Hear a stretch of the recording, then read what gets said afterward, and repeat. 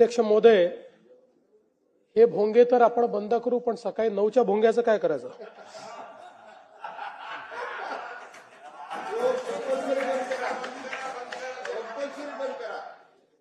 अध्यक्ष महोदय, सन्माननीय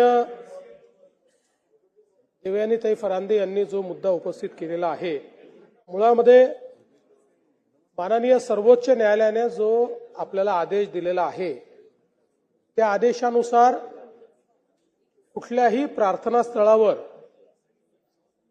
जे काही भोंगे आहेत त्या भोंग्यांची परवानगी घेतली पाहिजे। हे भोंगे रात्री 10 वाजेपासून सकाळी 6 वाजेपर्यंत बंद असले पाहिजेत। सकाळी 6 ते रात्री 10 या कालावधीत दिवसा 55 डेसिबल आणि रात्री 45 डेसिबल आवाजाची मर्यादा असली पाहिजे, त्यापेक्षा अधिक मर्यादा त्याची असू नये। या ठिकाणी उल्लंघन होईल 55 डेसिबल आणि 45 डेसिबलचं, त्यांना पुन्हा परवानगी देण्यात येणार नाही।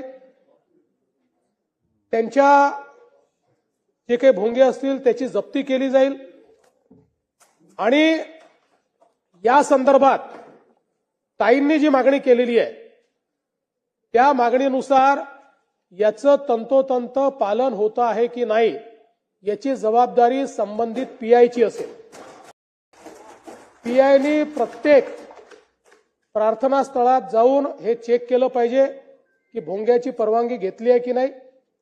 आणि सगळ्यांना आपण मीटर दिलेला आहे, ज्या मीटरवर डेसिबल मोजता येतं ते प्रत्येक पोलीस स्टेशनला अवेलेबल आहे। त्यामुळे अशा प्रकारे ते डेसिबल मोजून त्याच्यावर जर डेसिबलपेक्षा जास्त अशा प्रकारे आवाज येत असेल तर पहिल्या टप्प्यात एमपीसीबीला सांगणे, त्यांच्याकडनं कारवाई करणे आणि दुसऱ्या टप्प्यामध्ये त्यांच्या परवानग्यांना रिन्यू न करणे अशा प्रकारची कारवाई या संदर्भात केली जाईल आणि अतिशय कडकपणे याचं मॉनिटरिंग जे आहे ते केलं जाईल।